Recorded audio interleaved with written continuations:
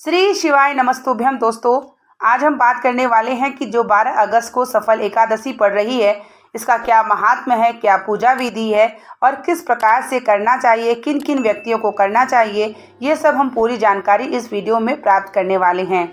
इसलिए वीडियो को स्किप किए बिना वीडियो को अंत तक ज़रूर देखिएगा और अगर हमारी ये वीडियो पसंद आएगी तो आप इसे शेयर भी कर सकते हैं।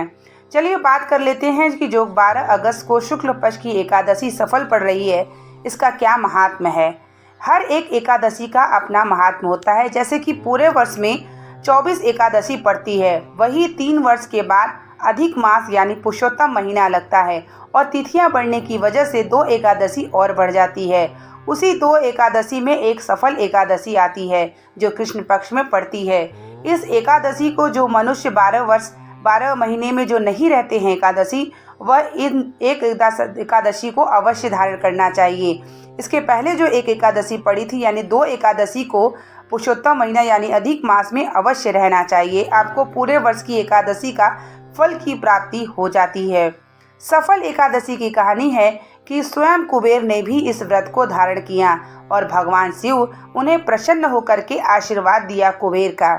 इसी प्रकार से जो मनुष्य एकादशी को व्रत धारण करता है उसे मोक्ष की प्राप्ति होती है और हर एकादशी का अपना अलग अलग महात्म्य होता है।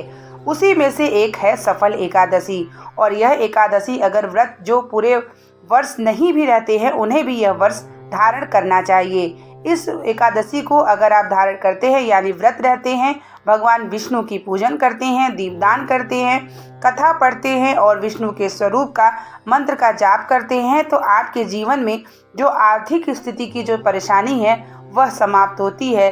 जिस प्रकार कुबेर को आशीर्वाद मिला, उसी प्रकार मृत्यु लोक में जो भी व्यक्ति यह व्रत को धारण करता है उसे भी आशीर्वाद प्रदान होता है। एकादशी का जो व्यक्ति व्रत रहता है उसे मोक्ष की प्राप्ति होती है। वैसे तो सभी को एकादशी व्रत रहना चाहिए, लेकिन अगर हर व्यक्ति एकादशी व्रत नहीं रह पाता तो यह 2 एकादशी जो अधिक मास की पुरुषोत्तम महीना की पड़ती है, यह सभी को रहना चाहिए। यह एकादशी अगर आप रह लेते हैं 2 एकादशी, तो आपको पूरे वर्ष की एकादशी की फल की प्राप्ति हो जाती है। और उसी में से एक सफल एकादशी है। इस एकादशी के दिन आपको ब्रह्म मुहूर्त में उठ करके स्नान करके आपको पीले वस्त्र धारण करना चाहिए और भगवान विष्णु के स्वरूप की पूजन करना चाहिए। अगर आपके घर में लड्डू गोपाल हैं या विष्णु भगवान का कोई शालिग्राम है तो आपको पंचामृत से स्नान अवश्य कराना चाहिए। पंचामृत से स्नान कराने के बाद उन्हें पीले वस्त्र को धारण करना चाहिए। भगवान को स्वयं भी धारण करना चाहिए और भगवान को भी कराना चाहिए और उनका श्रृंगार करना चाहिए। और केले के वृक्ष की पूजन अवश्य करना चाहिए और तुलसी की पूजन, क्योंकि केले के वृक्ष में भगवान विष्णु का वास होता है और तुलसी माँ का भगवान विष्णु को समर्पित होता है, इसलिए दोनों की पूजन अवश्य करना चाहिए। इस प्रकार से एकादशी का व्रत धारण करके भगवान के श्रृंगार करना चाहिए और कम से कम 108 बार श्रीमन नारायण का मंत्र का जाप अवश्य करना चाहिए। इस दिन किसी भी व्यक्ति को चावल न स्पर्श करना चाहिए और ना ही इसे ग्रहण करना चाहिए, क्योंकि अगर आप व्रत नहीं रहते हैं और अगर आप कुछ नियम का पालन कर लेते हैं तो आपके व्रत का समान आपको फल की प्राप्ति अवश्य होती है। इसलिए चावल को बिल्कुल ना ही समर्पित करें और ना ही उसे ग्रहण करें और ना ही उसे स्पर्श करें। यह नियम अवश्य धारण करें, क्योंकि इस नियम को अगर कोई व्यक्ति धारण कर लेता है तो उसे पुण्य की प्राप्ति अवश्य होती है। इस प्रकार से आपको एकादशी का व्रत धारण करना चाहिए, पूजन करना चाहिए। अगर आप निराहार व्रत हैं तो आप फलाहार करके व्रत कर सकते हैं और इस दिन आपको नमक नहीं खाना चाहिए। मिष्ठान का आपको भगवान विष्णु को आपको भोग भी लगाना चाहिए और स्वयं भी आपको ग्रहण करना चाहिए। इस प्रकार से अगर आप एकादशी का व्रत रहते हैं, भक्ति भाव से पूजन करते हैं, तो आपके ऊपर विष्णु भगवान की कृपा बनी रहती है और आपको मोक्ष की भी प्राप्ति होती है। कहा जाता है कि मृत्यु लोक में अगर जो भी मनुष्य एकादशी का व्रत धारण करता है उसे मोक्ष की प्राप्ति होती है। और अगर जो व्यक्ति हर एकादशी नहीं रह सकता तो साल में 2 एकादशी उसे अवश्य रहना चाहिए।